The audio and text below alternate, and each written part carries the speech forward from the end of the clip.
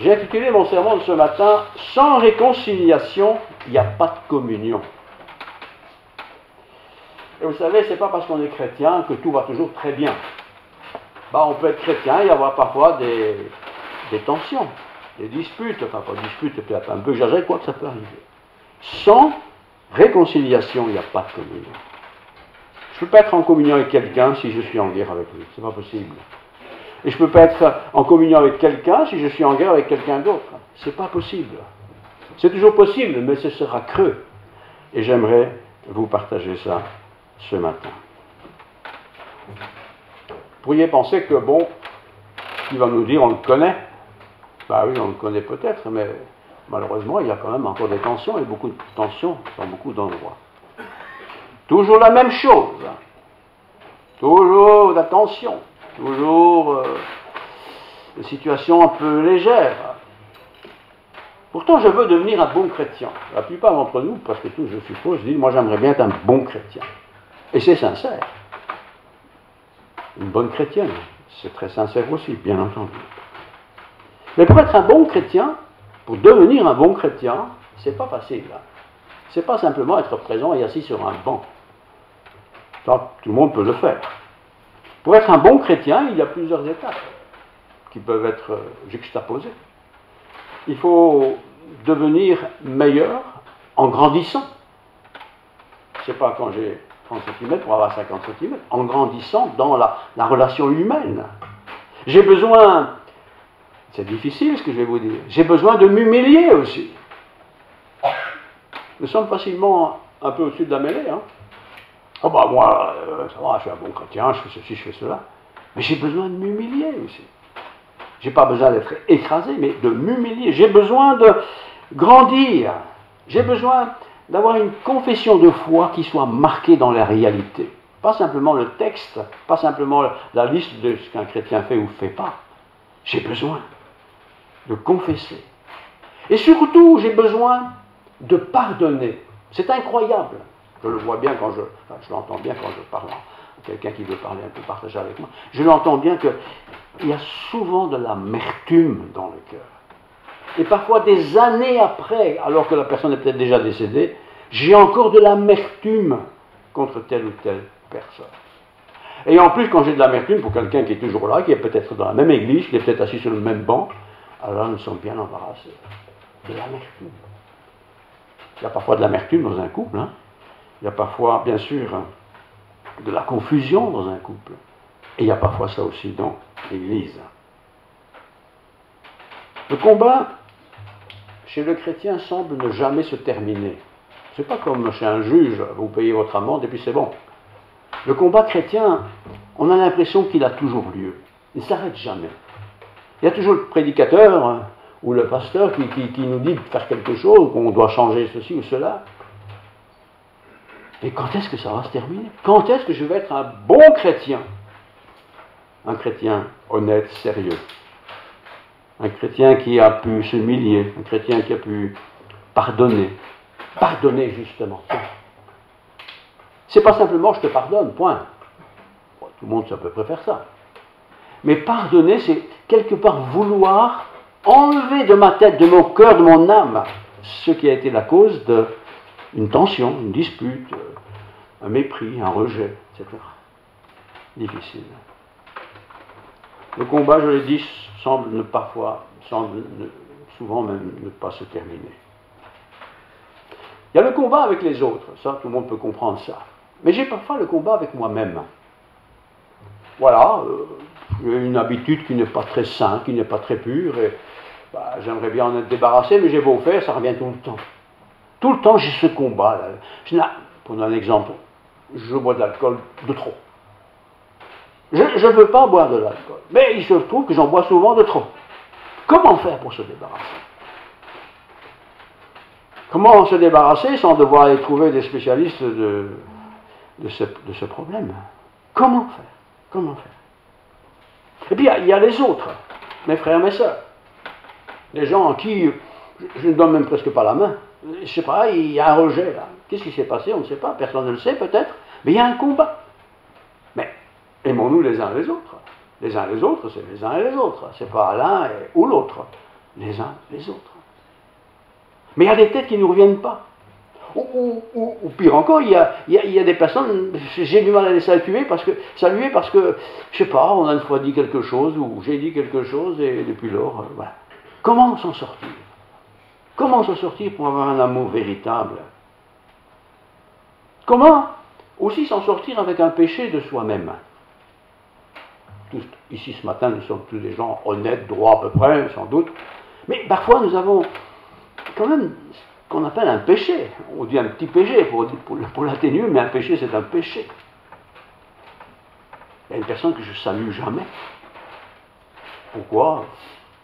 On ne sait même plus pourquoi, mais je ne la salue jamais. Ou si je la salue, je vais très vite. Pourquoi? Nous sommes devant Dieu tous égaux. Aime ton frère comme toi-même. Ah bon? Mais si tu n'aimes pas ton frère que tu vois, comment tu peux t'aimer toi? Question. Éphésiens 6,12, parole de Dieu. Car nous n'avons pas à lutter, nous, c'est tous les chrétiens, nous n'avons pas à lutter contre la chair et le sang. Donc c'est contre un humain. Nous n'avons pas à lutter contre ça. Chacun est ce qu'il est. Mais nous avons à lutter contre les dominations. Ah, c'est quoi ça? Nous avons à lutter contre les autorités. Ah, c'est qui les autorités? Nous avons à lutter contre les princes de ce monde. C'est pas le prince Albert, hein, ça n'a rien à voir. Mais nous avons à lutter contre les princes de ce monde. Ce monde de ténèbres. Ah, de ténèbres, donc c'est pas tout à fait terrestre, il y a un autre monde là. Nous avons à lutter contre les esprits méchants dans les lieux célestes. C'est pourquoi, parce que tout ça existe et que nous avons cette lutte contre tout ça, prenez toutes les armes de Dieu. Ce n'est pas les armes d'une société sociale qui a les règles, hein. C'est les armes de Dieu. Prenez, c'est là, toutes les armes de Dieu. Pourquoi faire? Afin de pouvoir résister dans le mauvais jour. Ah ah, il y a de mauvais jours. Ben oui, il y a de mauvais jours, je vais y revenir. Et tenir ferme après avoir tout surmonté. C'est ça un peu le problème chrétien. On dit parfois, écoute, tu sais, dans notre église, moi-même, je suis chrétien, et l'autre pense que parce que tu es chrétien, les choses vont bien, tu n'as pas de soucis, tu ne te tracasses pas, tout va bien, tu ne pèches jamais, enfin, en gros, c'est ça. Ne pensez jamais ça d'un pasteur. Je le sais, je suis bien placé. Le pasteur n'est pas autre chose que nous. Nous sommes membres les uns des autres. Et il m'arrive aussi, bien sûr, de ne pas faire les choses bien. Ou peut-être pas faire des choses mal, mais d'avoir un esprit qui n'est pas bien. Je n'ai pas une bonne intention. Je vois une personne, je vais dire bonjour, mais dans le fond, elle m'énerve. C'est pas bien. Parce que pourquoi m'énerve-t-elle? Quel est le problème? Règle le problème. Essaye de régler le problème.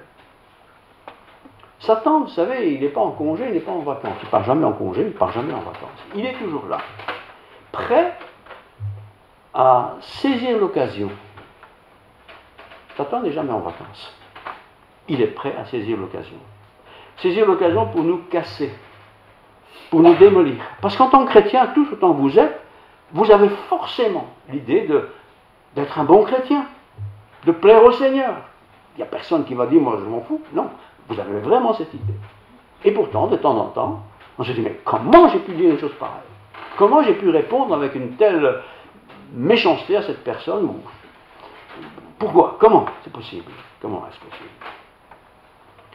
Alors je vais vous lire la Bible, parce que ça c'est mieux que mon petit bavardage. Philippiens 4, 1 à 3. Écoutez bien, c'est écrit à l'église de Philippe, ce n'est pas un grand texte, mais il est important. Philippiens 4, 1 à 3.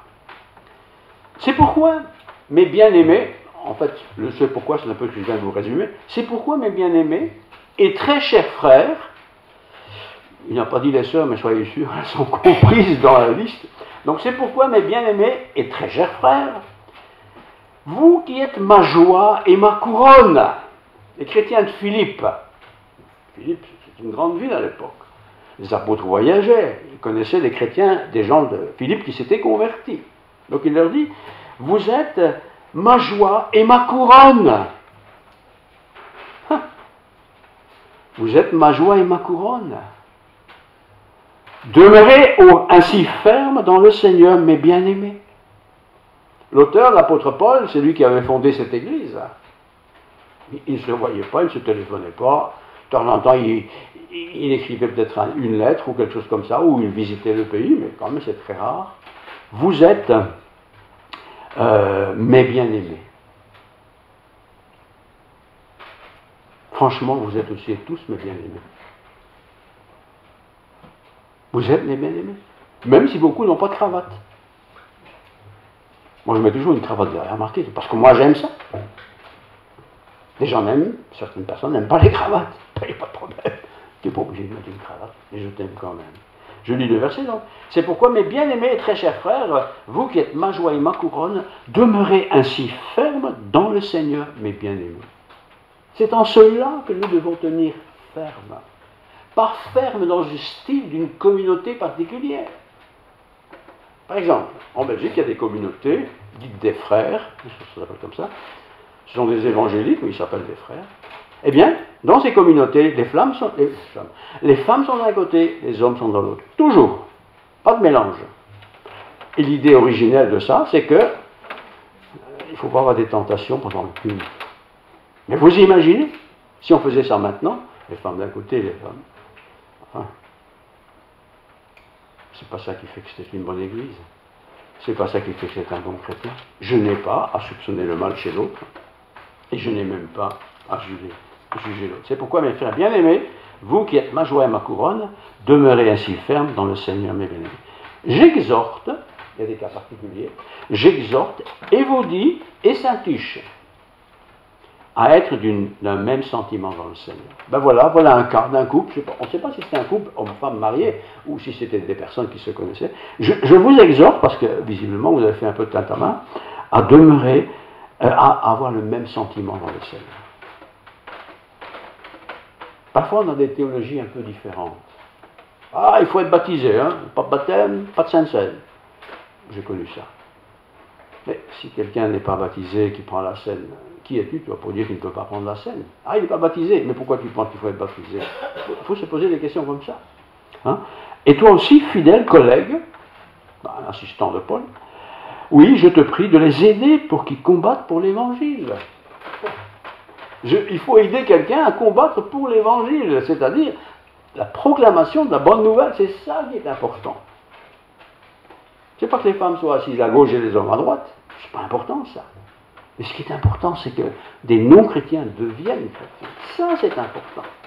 Ça doit être ce qui occupe une partie de mon esprit. Je parle à quelqu'un, c'est pas pour qu'elle vienne au temple, parce que c'est confortable, que le pasteur est sympa. Non, je voudrais qu'il devienne chrétien ou chrétienne.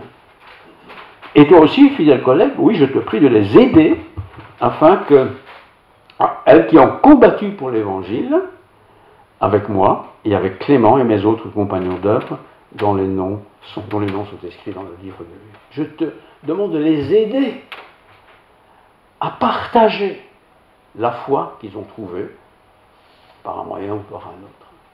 Ça, c'est quelque chose que nous pouvons tous faire. Exemple. Il ne faut pas demander, il ne faut pas proposer ça si moi je ne le fais pas. Mais si je le fais, tiens, Albert, il y en a pas d'Albert ici, ça va. C'est quand la dernière fois que tu as parlé de Jésus à quelqu'un? Ah ben c'était ce matin. Ah, bravo.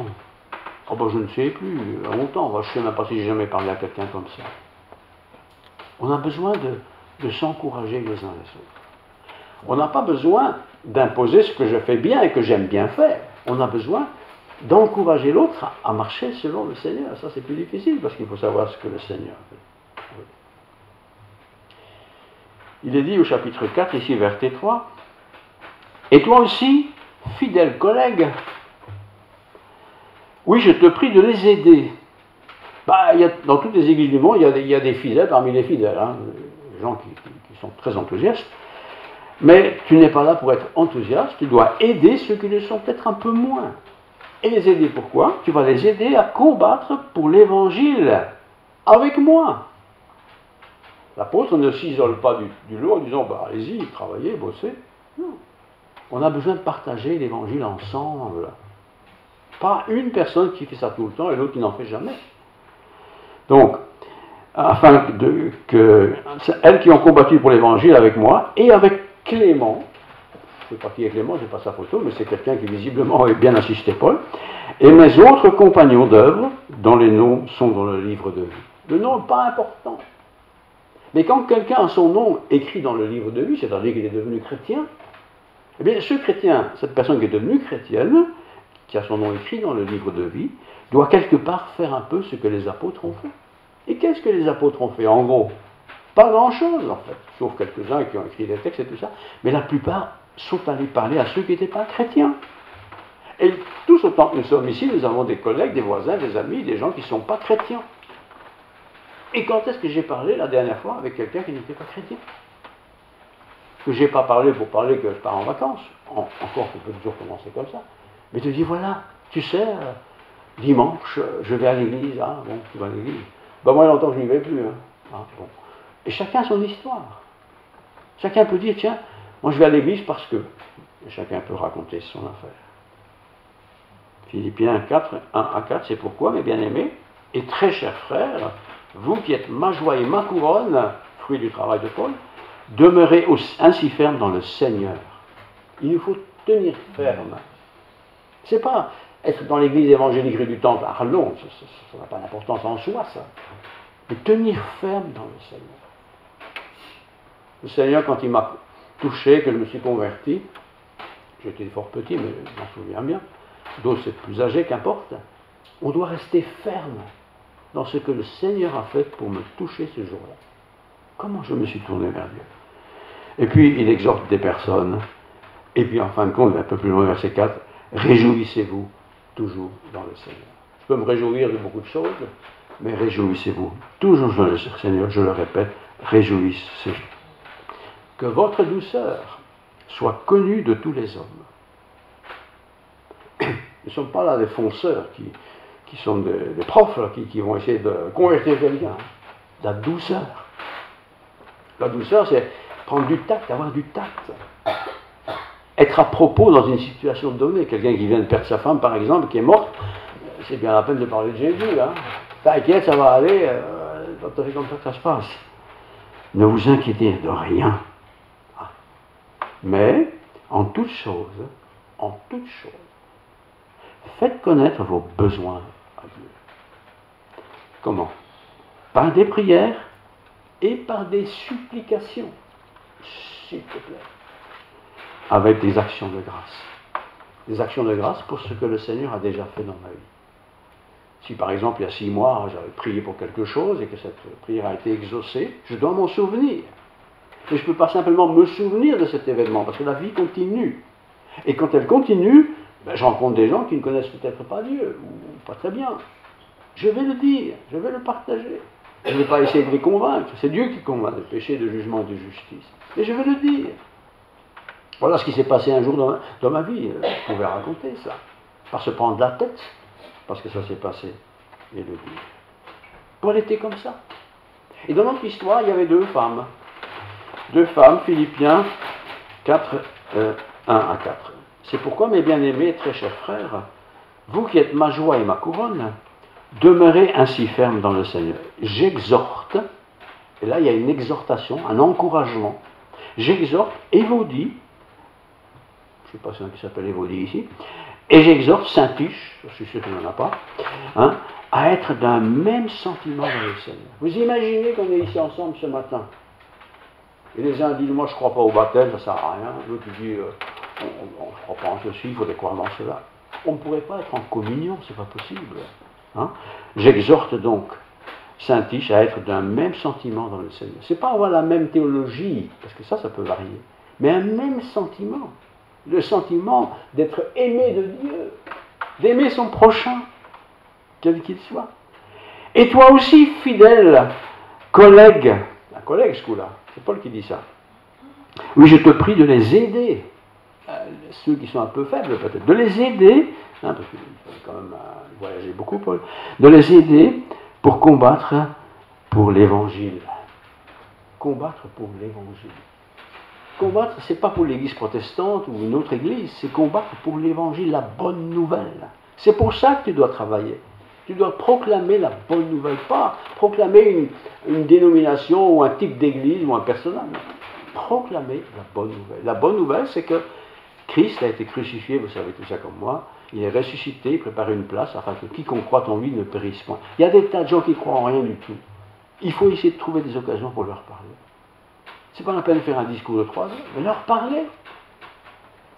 Et si en plus je vis ce que je raconte, ou ce que je souhaite, la personne qui me connaît va dire, bah oui, en tout cas, lui, ça c'est sa vie. Hein. Et il est heureux, je le vois bien. Il n'est pas riche peut-être, mais il est heureux, il est bien. Sa famille, elle est bien, c'est pas parfait, mais elle est bien. Elle est bien.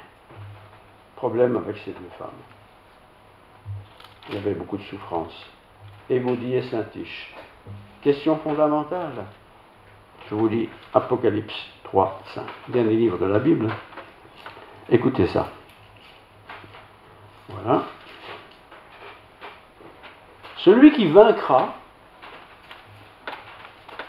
sera ainsi revêtu de vêtements blancs. Ah bon? Il faut se convertir et il faut vaincre. De quoi parle-t-on? Qu'est-ce que ça veut dire avoir des vêtements blancs? Je n'effacerai pas son nom du livre de vie. C'est quoi ce livre de vie? Et je confesserai son nom devant mon Père et devant ses anges. Dernier livre de la Bible. Très fort ce verset. Je le relis maintenant d'un coup. Celui qui vaincra, c'est-à-dire qui dépassera la défaite, qui dépassera le fait de « je n'y crois plus », qui dépassera ça, une persévérance. C'est-à-dire que si je laisse le Seigneur dans ma vie, je suis forcément persévérant. Donc, celui qui vaincra sera ainsi revêtu d'un vêtement blanc. Revêtu, ça veut dire qu'on a mis au-dessus. Je ne suis pas, quand je me suis converti, je savais qu'il y a longtemps, mais je ne suis pas, quand je suis converti, devenu un saint. Personne n'est venu un saint du jour au lendemain. Mais quand je me suis converti, je ne suis plus ce que j'étais avant. Avant, j'étais sans Dieu. Je n'étais pas sauvé, je n'étais pas élu, je n'étais pas sûr d'être dans le royaume de Dieu. Et puis je donne ma vie au Seigneur, c'est-à-dire que je reçois, j'accepte que Christ est mort pour moi. Je me convertis, si vous voulez, à Jésus-Christ. J'accepte sa parole. Et bien là, j'ai l'assurance de la vie éternelle. Mais cette assurance de la vie éternelle, ben, parfois j'ai des doutes. Je dis, oui, mais enfin, c'est un peu facile. Il suffit de prier une fois et c'est bon. Oui, mais c'est ça. Mais c'est la persévérance qui montrera que tu as bien compris ce message. Que tu as bien compris ce message. Faire attention de ne pas se lasser, se décourager trop vite. Le combat du chrétien, c'est un combat qui est vrai. 3, verset 6 maintenant, écrit, voilà ce que dit le Saint, le véritable, celui qui a les clés de David, celui qui ouvre et personne ne ferme, celui qui ferme et personne n'ouvre. Je connais tes œuvres. Un chrétien, c'est quelqu'un qui a des œuvres, des choses concrètes. Ce n'est pas parce qu'il a des choses concrètes et des œuvres qu'il va au ciel. Il est déjà au ciel puisqu'il a accepté le Seigneur. Mais puisque tu as accepté le Seigneur, tu es enfant de Dieu, tu dois faire des choses qui plaisent au Seigneur, qui sont agréables au Seigneur. Ce qu'on appelle les œuvres. Donc on ne fait pas des œuvres pour avoir le salut, puisqu'on l'a dans le Seigneur. Mais quand j'ai le Seigneur, je fais des choses. Et chacun les fait selon ses qualifications. Je suis un homme, je suis une femme, je suis jeune, plus âgé. Le Seigneur me qualifie de ceci ou de cela. Et c'est ça que je dois accomplir. Le combat n'est pas simplement physique ou moral. Le combat est spirituel. Est spirituel, selon l'Esprit du Seigneur. Nous sommes tous, en tant que chrétiens, sans exception, engagés dans un combat. Ce n'est pas un combat de guerre avec des fusils et des canons, c'est un combat de partage, de communication, un partage de foi. La victoire, quand il y a un combat, il y a une victoire à la clé. La victoire, ce n'est pas j'ai gagné et l'autre a perdu. Non. La victoire, c'est que j'ai pu partager avec l'autre ce que le Seigneur a fait pour moi. Et en racontant, en partageant ce que le Seigneur a fait pour moi, peut-être que l'autre va entendre et comprendre ce que le Seigneur a fait pour elle ou pour lui. Et il va aussi se tourner vers Dieu. Et là, ce sera une victoire pour moi. Pas à cause de moi, mais pour moi, je serai heureux de voir l'autre se tourner vers le Seigneur. L'apôtre Pierre, qui ne manquait pas de verre, dit ceci. Je vais vous le lire. Comme ça, je ne dis pas de bêtises. Donc, voilà, 1 Pierre 5, 8. Soyez sobres. Ça, c'est pour tous les chrétiens. Hein. Soyez sobres. Calme-toi un petit peu, là. C'est pas cocorico à tous les coins de rue. Là. Soyez sobres. Veillez. C'est pas veiller sur les autres. Veillez. Fais gaffe à toi-même. Donc, veillez. Pourquoi ? Votre adversaire, tout chrétien a un adversaire, c'est le même, c'est le diable. Votre adversaire, le diable, il rôde. Comme un lion rugissant. On a la chance d'avoir des télés, on a déjà vu que c'est un lion rugissant. Avec le bruit qui va avec. Satan est comme ça. Et Satan cherche à nous casser. Et au plus tu vas essayer, je dis tu, hein, tu vas t'approcher de Dieu, au plus Satan va faire des efforts pour te casser. Rater ton examen, ça te fera les pieds, tiens. Tu crois en Dieu, ben voilà. C'est comme ça qu'il agit. Hein. Donc, soyez sobres, veillez, votre adversaire le diable, c'est pour nous tous, hein, rôde comme un lion rugissant, cherchant qui il va dévorer. Il ne va pas dévorer tout le monde en même temps, hein, et il va prendre celui qui est un peu dans la faiblesse. Alors, qu'est-ce qu'il faut faire ? Résistez-lui. Comment ? Avec une foi ferme. La foi, c'est pas être protestant. La foi, c'est avoir confiance dans ce que Dieu a promis. Je suis avec vous jusqu'à la fin du monde. Il a dit ça. Maintenant que je suis chrétien, il est avec moi jusqu'à la fin du monde. Le diable va dire, arrête, c'est des conneries, c'est pas vrai. Je le crois. Sachant que les mêmes souffrances, parce que ce sont des souffrances, sont imposées à vos frères dans le monde. Tout le monde a la même souffrance en fin de compte. On n'a pas les mêmes vies. Mais si nous avons donné notre cœur au Seigneur, nous avons les mêmes souffrances par rapport au fait que nous sommes devenus chrétiens. Et les souffrances, ce sera toujours la guerre. Voilà, ma femme ou mon mari ne sont pas chrétiens et ça les embête, ils nous respectent toujours, ils râlent tout le temps. Mon patron ne me supporte pas parce que je suis croyant. Enfin, c'est toujours la même chose. Toujours la même chose. Même technique. Je relis 1 Pierre 5,8. Soyez sobres. Veillez. Veillez, c'est faire attention. Quoi. À quoi? Votre adversaire, je répète encore une fois. C'est pas le pasteur du coin, c'est pas ma femme, c'est pas mon mari. Votre adversaire, le diable, il rôde. Cherchant, il rentre comme un lion rugissant, cherchant qui il va dévorer. Et si je prends le cas d'une église, ce matin par exemple, vous avez entendu la même chose, on chante la même chose, on est ensemble la même chose, etc. Nous n'allons pas tous rentrer de la même façon à la maison. Certains sont très heureux, c'était bien, merci beaucoup, tout va bien. D'autres vont dire, oui, mais là j'ai été interpellé, il faudrait que je change ceci. Là, Satan ne va pas rater ça. Il va chercher qui il va dévorer. Et il va dévorer celui qui est faible. On ne va pas attaquer quelqu'un qui est fort, évidemment. Et celui qui est faible, c'est celui qui commence à douter. Déjà, c'est une faiblesse, là. Oui, mais enfin, le Seigneur, oui, il ne faut pas exagérer non plus. On doute. Et les cherchants, et Satan cherche comment le dévorer. Si je suis tout seul, c'est difficile. Hein. Quand tu es un couple de chrétiens, c'est un peu plus facile, parce que tu peux partager avec l'autre. Ça ne va pas tout seul non plus, mais tu peux. Si tes parents sont chrétiens, ou les parents de tes enfants chrétiens, c'est plus facile aussi. Mais quand on est seul, vous êtes seul dans votre entreprise, vous êtes le seul chrétien qui va à l'église, à qui je parle là? Ils vont tous se foutre de moi. Hein.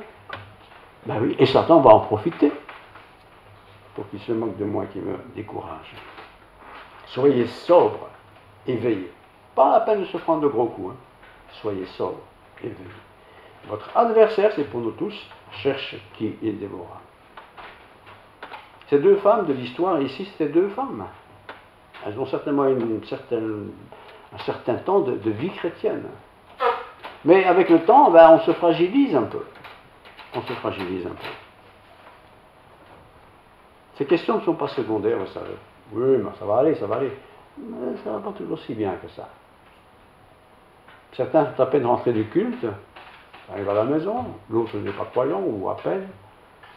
Et déjà, il y a un problème qui se présente. Ben écoute, ton truc il a duré longtemps, un peu casse-pied, machin, tout. Et voilà, on est un peu humilié, quoi. Mais pourquoi est-ce qu'il dit ça? Pourquoi est-ce qu'elle dit ça, quoi? Et c'est quoi il a prêché le pasteur, là, ton pasteur qui a le temps, là? Tu veux le savoir? Bah non. Mais je peux te le dire quand même. Et tu dis quelque chose, et puis, tout ça c'est de la connerie. Tout ça c'est... Satan est comme ça. Et il connaît nos points faibles. Et il va nous attaquer là où nous sommes faibles. Quand des chrétiens se disputent, par exemple, mais ça c'est pas forcément dans la famille, dispute, peut-être un grand mot, enfin, ça arrive, il ne veut pas être dans la dispute. Bien sûr que non, il sait bien que c'est pas bien, c'est pas bon, etc. Mais Satan, lui, il va tout faire pour qu'on reste dans la dispute. Parce qu'aussi, on est dans la dispute, et qu'on reste dans la dispute, Satan n'a plus à se casser la tête, il est presque gagnant dans l'histoire. Mais nous ne voulons pas que Satan soit gagnant dans l'histoire. Il n'a rien à gagner d'ailleurs chez moi. Il n'a même pas à venir dans mon existence ni dans ma vie. Le message de l'Évangile est un bon message que j'aime beaucoup, vous le devinez bien. J'aimerais maintenant vous lire 3 courts passages. 1 Pierre 4,2. Donc tout ceci afin de vivre non plus selon les convoitises des hommes, parce que les gens recherchent, mais selon la volonté de Dieu. La question que nous devons nous poser régulièrement, dirais-je, c'est quelle est la volonté de Dieu dans telle et telle situation? Quelle qu'elle soit. Je suis dans une situation, quelle est ta volonté, Seigneur, pendant le temps qu'il lui reste à vivre dans la chair? Et ce sera comme ça jusqu'à la fin de mes jours. Verset 3. C'est assez, ça suffit, d'avoir dans les temps passés, avant, accompli la volonté des païens, qui n'étaient pas chrétiens avant, j'en ai fait beaucoup, ça suffit, j'ai ma dose, en marchant dans le dérèglement. Avant, j'étais à la cuite, avant, je faisais ce qu'il ne fallait pas faire, etc. Hein? Les convoitises, voilà des exemples, les convoitises, l'ivrognerie, les orgies, les idolâtries, criminels. Tout ça, c'est des gens qui pratiquaient ça et qui sont devenus chrétiens. Mais il ne faut plus retourner à ça.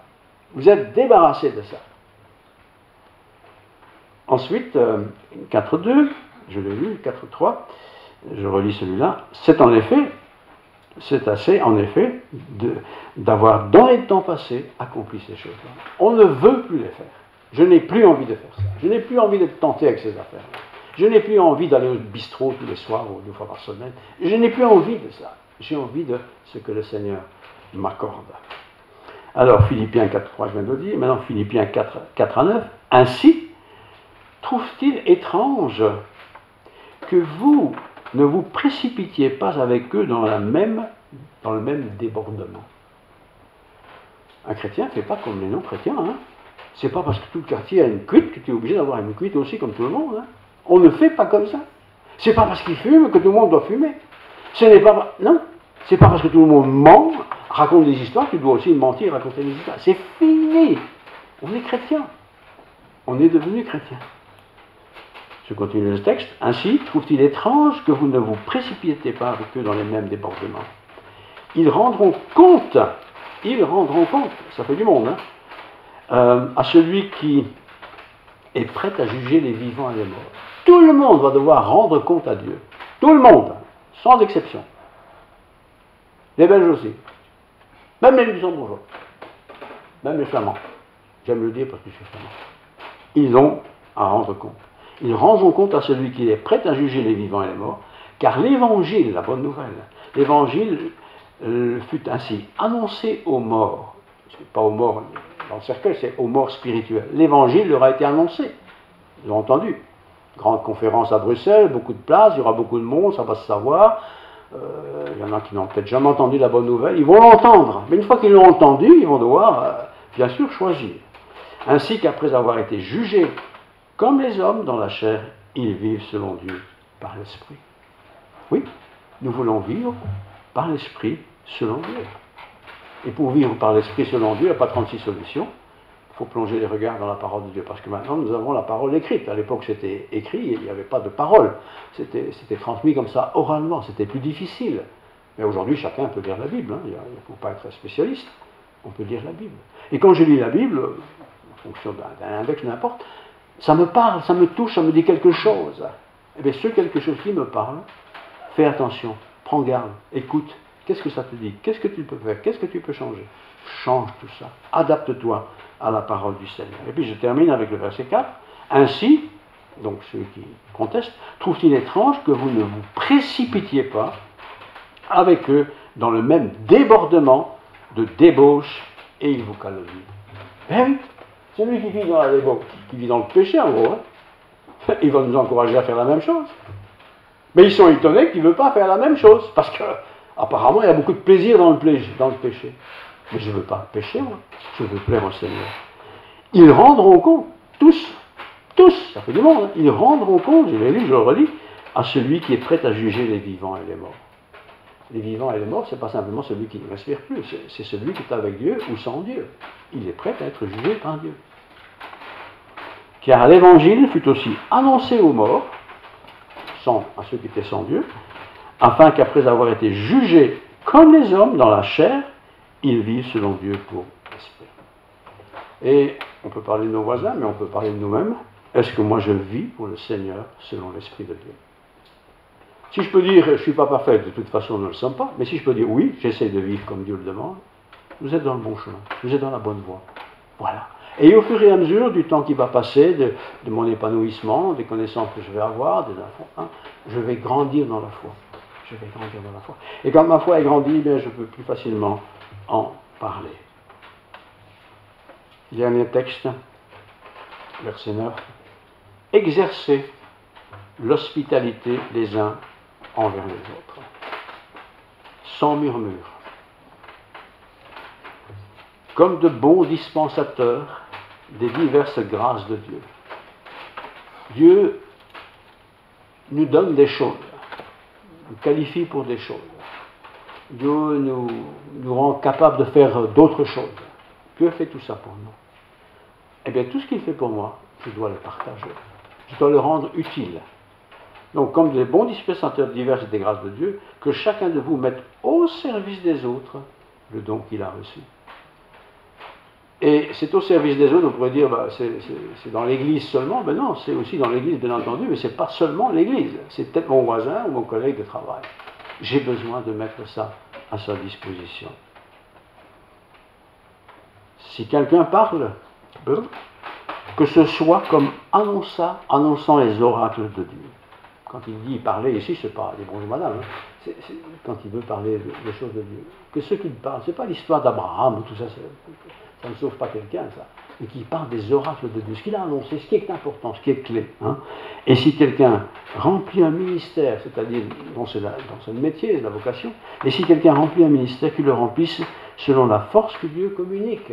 Pas avec un gros coup, hein, mais on fait ce qu'on peut avec la force que Dieu m'a donnée. Voilà.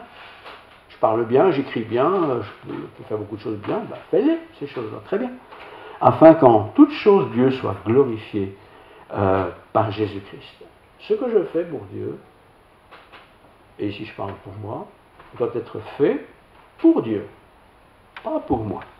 Si je le fais pour moi, je suis en train de pécher là, parce que je me prends la tête. Mais je n'ai pas à me prendre la tête. Dieu m'a appelé pour un ministère, j'essaie d'accomplir ce ministère. Et j'ai aussi à respecter les ministères des autres. Je n'ai pas à juger l'autre. C'est son ministère, c'est sa vocation. Je le respecte. Et nous devons nous respecter les uns les autres.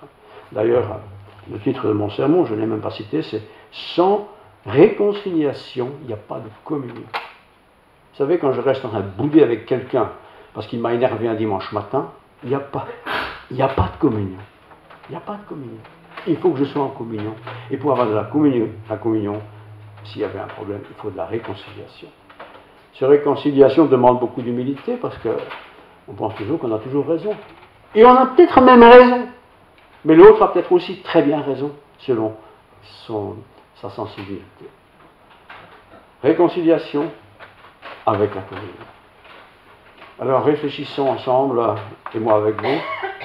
Est-ce qu'il y a quelqu'un avec qui j'ai du mal de parler?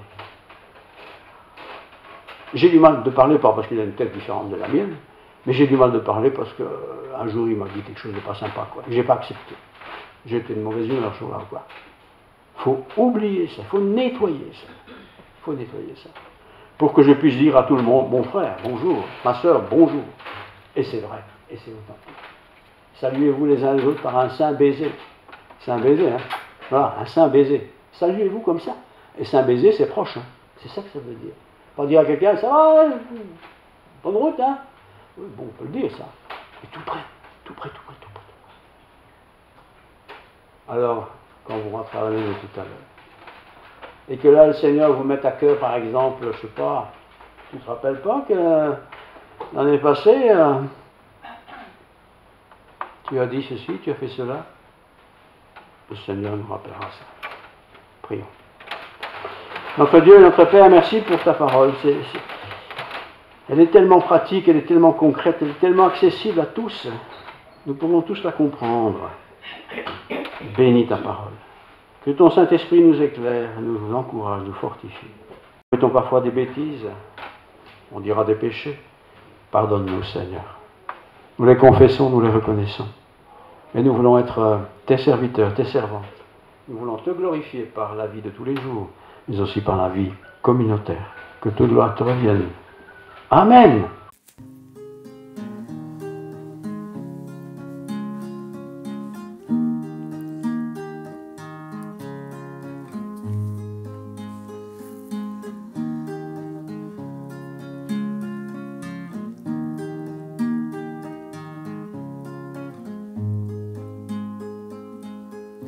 Les cieux proclament